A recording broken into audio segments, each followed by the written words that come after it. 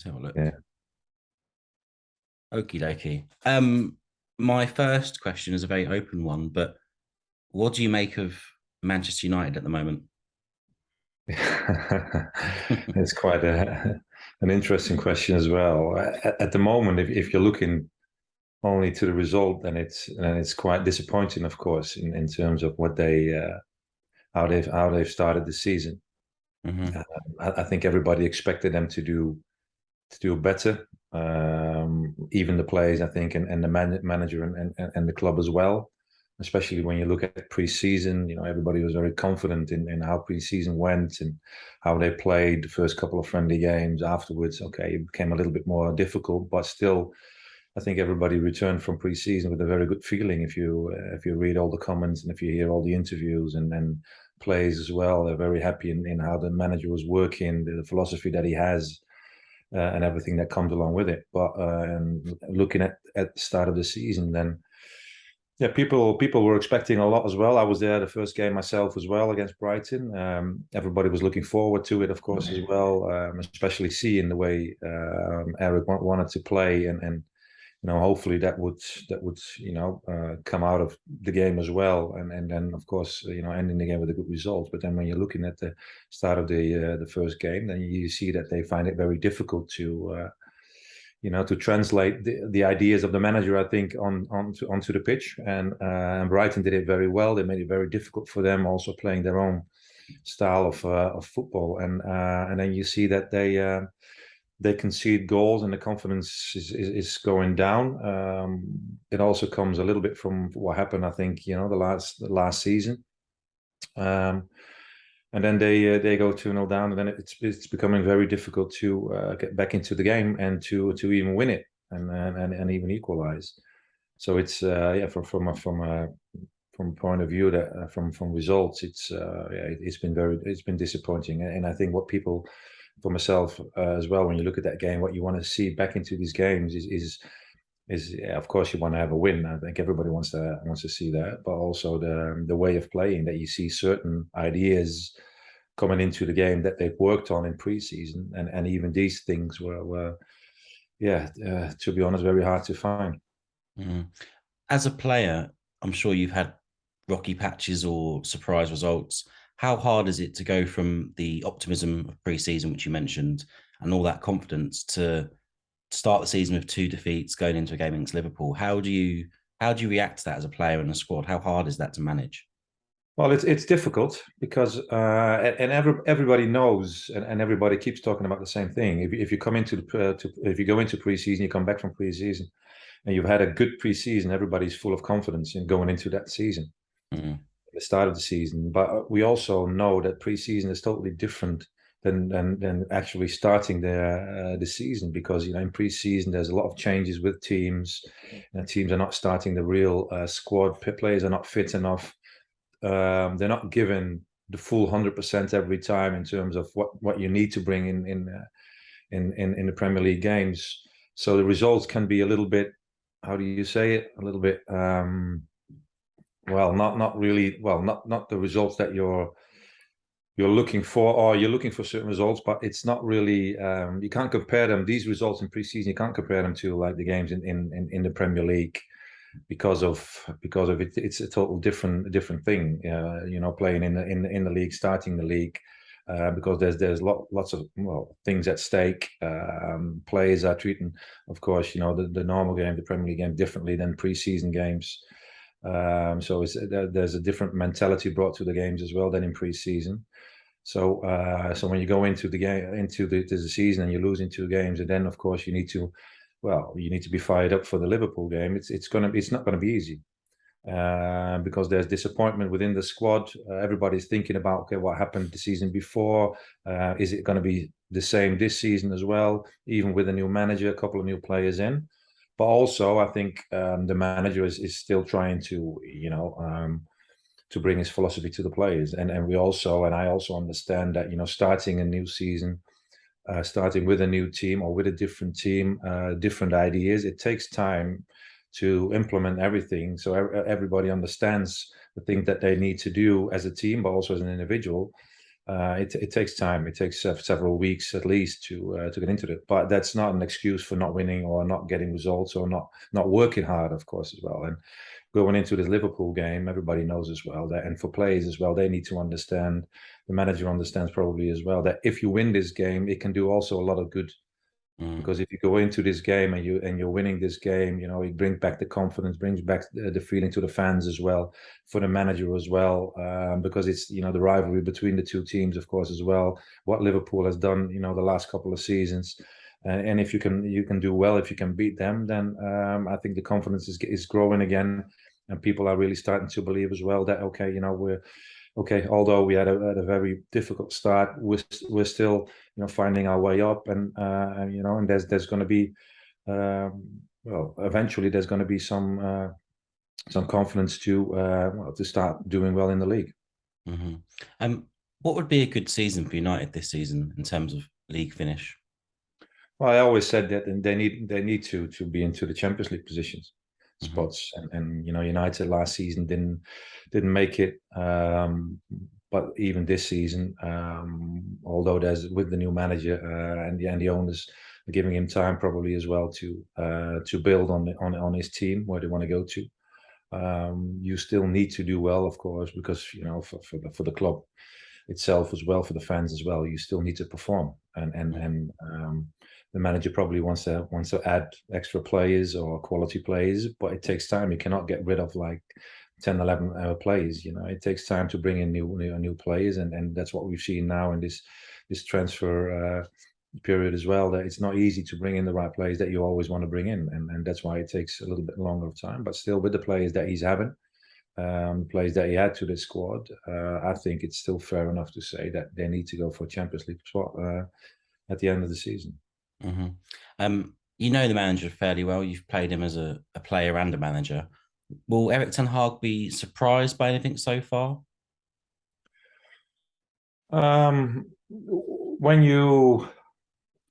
When you're working with a new team, new players, then of course when you're on the pitch with them, you can see the real quality. But Mm,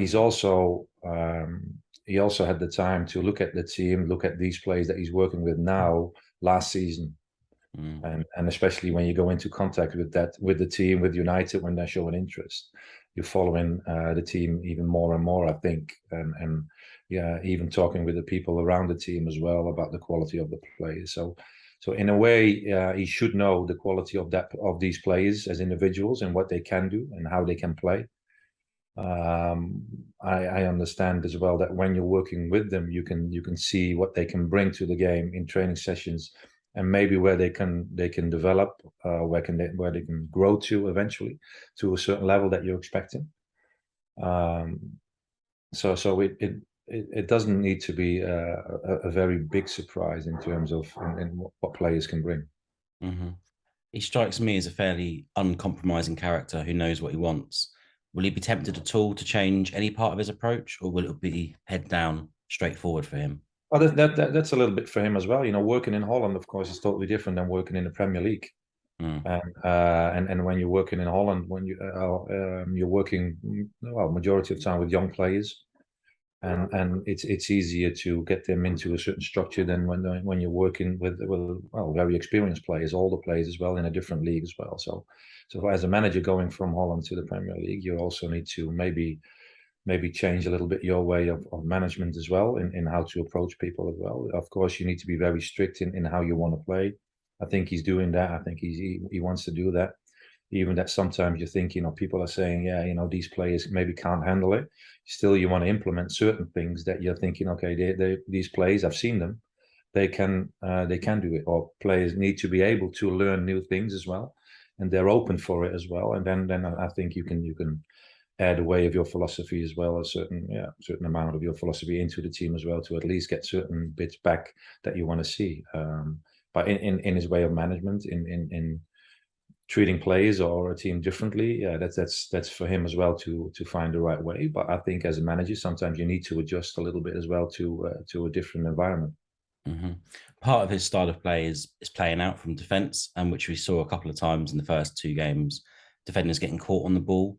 Yeah. How hard is it for a player to adjust to a new style of play like that, particularly a centre back being asked to use the ball in that way?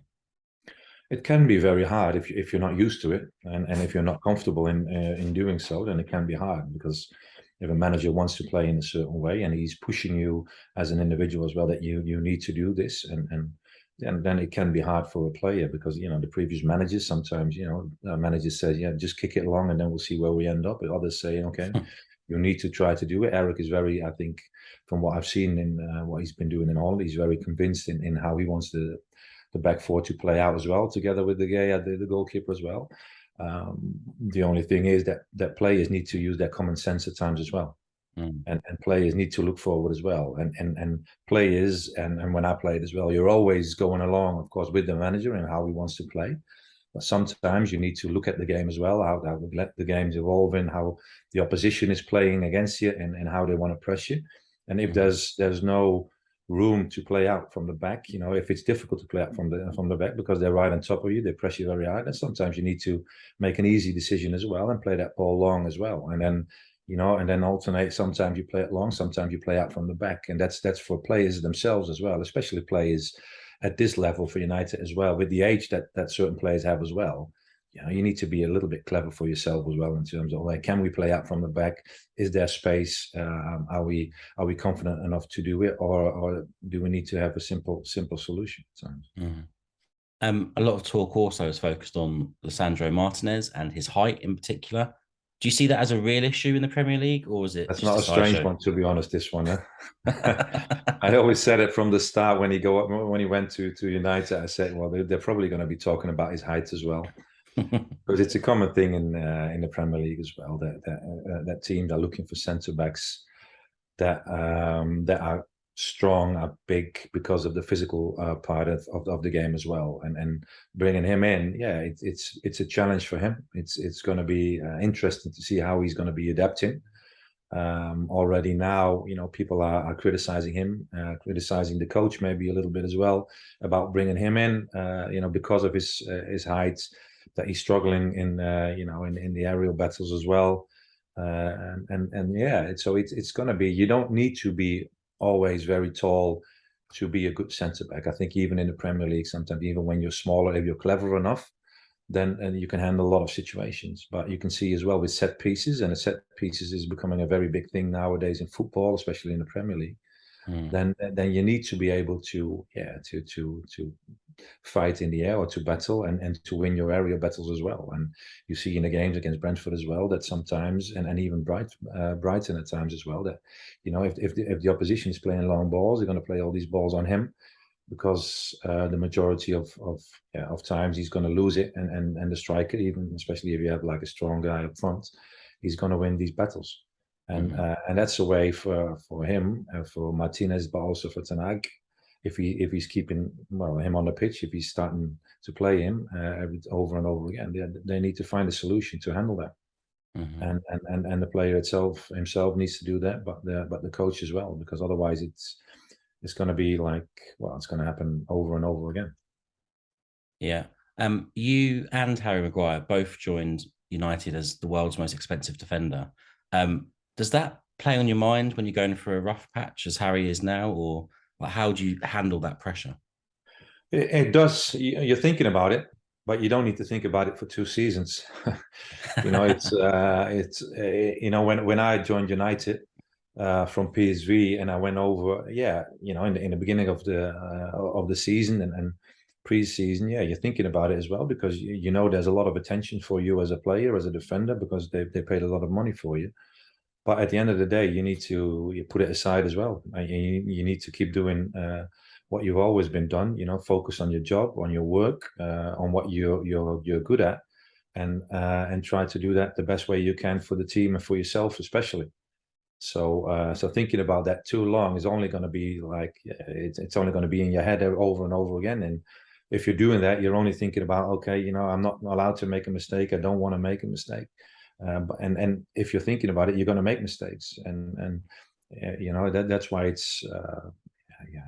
And like I said, if you're playing for United now a couple of seasons, you need to put that aside. It's been done. You're in the club. You're one of the players. The market, it's like this. If teams want to buy a player, the other teams are going to be asking a lot of money for you. Yeah, sometimes it happens that you're the most expensive player, and that's how it goes. And you need to deal with that, and you just need to focus on your game, because if you're not, it's going to be a struggle. It's going to be a real struggle. And as a centre back, what have you made of the criticism or the analysis of Harry Maguire over the last year or so? I always said, and I still think that Harry is, he can do better than what he's been showing, Mm-hmm. for the club. Um, to be fair to him, it's also important what the players around him are doing. Because I think this manager as well, he's asking things of him that maybe he's not always used to do.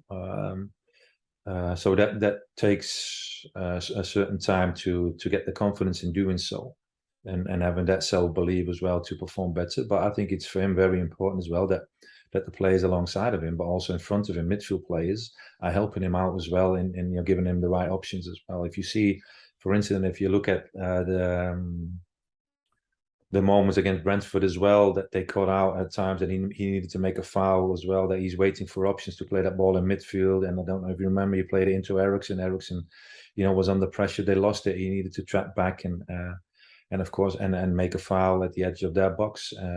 These are situations that players can help him out a lot more as well, so he can just easily play that ball to his side as well, and then they're out. So these are not difficult things, but also players in front of him need to help him out, or even like Dalot or on the right side, he needs to help him out as well by taking up the right positions. And sometimes, or a lot of times, that's not helping him as well. Now United sometimes are playing with 1-6, one holder instead of two. That makes it more difficult as well, makes it more easier for the opposition to press as well. So yeah, these are things that I think it can help him out as well. Defensively, yeah, sometimes he's making decisions that are not the correct ones, but that's also for a lot of players, yeah, also around him, because I think as a unit. And as a unit for United, they need to make it clear in how they need to defend and how they need to do better, and putting more energy into it as well. If something goes wrong, if they're losing the ball, they need to all sprint back. Sometimes they're just waiting, even in possession. They're just waiting for the man on the ball to take a decision. While, if somebody's got the ball on his feet, then the other ones need to make the movements to give options to the man on the ball so he can play it into people so they can go forward. And these are things that probably the manager is working on, but are not always being shown on the pitch. You mentioned the midfield there. This summer has seen a bit of a transfer saga around Frankie de Jong. What was your reaction to that, and what does that say about United's appeal to top players? Well, with Frankie, I think it's a bit of a strange situation, because I think as a team, that Frankie wants to come. Otherwise, if he doesn't want to come, you're not going to go. Well, you're not going to work on this transfer for so long. You're already going for somebody else. So I think Frankie de Jong would be a very good addition for the team. So I'm hoping that he's going to come. But for myself as well, you read a lot of different stories about him maybe joining Chelsea or staying at Barcelona. So it's going to be difficult. But you need to do something. You need to add quality to your midfield to make a difference, to get more out of it. Because you see now that McTominay and Fred, they're still not very comfortable in how, I think, in how the manager wants to play and taking up position. Ericsson is mixing up positions. He needs to play in different positions. That's not always ideal for the midfield. And if you keep having these rotations, then it's going to be difficult for Bruno as well to adapt to a certain way of play. And so you need to add certain players of quality to this team. But for me, it's hard to see as well that there's only one or two players mentioned for these positions. While I think if the recruitment is right, and you must have had a lot of names on your list that could be a good addition for United to join. But it seemed to be very difficult to get the players in. Maybe they've had, like, I don't know, 10, 20 players on that list, and nobody wants to come. I still can't believe that players are not wanting to join United, because I think everybody knows, although United is going through a rough patch the last couple of seasons, I still think United is one of the biggest clubs in the world. Everybody knows where they want to go to, what they want to achieve eventually. but it takes time. So if as a young player or as a good player, if you can join a club like this and you can help them, grow as a team, then you, in a way, you're also part of history in bringing that club back to a certain level. And also that needs to be a challenge Mhm. because other players, yeah, and I understand that playing Champions League, yeah, that is very nice. It is very good playing at the highest level in the world, but well, they also need to understand that if you're joining the likes of Liverpool or City or Madrid or even other teams, it becomes very hard to play every game as well because of the quality in these teams. Mhm. You touched on recruitment there, which has been a real frustration for United fans, and there's been a lot of criticism of the club's owners too. Is that fair, and is structural change required for the club to move forward? Well, I have no insight in how the club's been working in the choices that they made, but it starts with the owners in building a structure Mm, and putting the right people on the right positions with knowledge in how to build a club. And I think that's crucial for every club. If you're buying a club, you need to build a certain structure. You need to bring in certain people with the right knowledge to build that club to a certain level. And if you look at it now, then of course the owners they bought the club, they spend a lot of money, but did they spend it on the right players? That's of course the big question. A lot of managerial changes, also managers with different playing styles. So as a club, you also need to have your own philosophy. I think as an owner, you need to have your own ideas as well in how you want to play. United always stands for attractive, attacking football. We've had managers who were quite defensively in their approach instead of going forward. By having managers that are quite defensively, you're also bringing in certain players who are, defensively, but then need to come out on transition. If you then bring in a manager who's very attacking minded, then yeah, he needs to have different players as well. So you're still stuck with a lot of these players from the previous manager, and then you want to bring in new players. So at the end of the day, you've got a very big squad, but not always the players that you want. And that can bring confusion, problems as well, because players who are not playing, they start to moan as well, and then you need to deal with that. So I think as a club, yeah, as owners, CEOs, technical directors, they can do a lot in terms of making the right decision for recruitment. It's very important to communicate with the manager, to communicate with the owners, of course, in what they want. How do they see it? What type of players can they bring in? The budget, of course, and what's there to spend. So yeah, so it starts upstairs in how we say it, with the directors, and then you're working downwards to the manager and to eventually help the manager out as well, to build the right team and to bring in the right players in the right quality. And yeah, it's not always easy, but it is a very important thing for a club to do to get eventually to the highest level again. And I can understand a little bit of the frustration of the fans as well in terms of what they see, what's happening. There's no is it continuity in what's happening within the club and bringing in players as well, or quality players. So that's why it's hard to take in what's happening. mhm. And there's been a suggestion online that part of the appeal of hiring the new manager is that he might be compliant to the owner's approach. But from my perspective, and you know a lot better, Eric Ten Hag doesn't seem like a yes man to me. Is he? Well, he wants to, and from what I've seen and read as well, he wants to, of course, have his own influence in choices that's been made by players as well, and that's what you've seen now as well, because I think all the players that've been brought in, that's been picked by him, Mm, and I can understand that very well. That as a manager, you want to bring in the players that you're thinking, okay, I know them and how they played. I've worked with them in the past as well.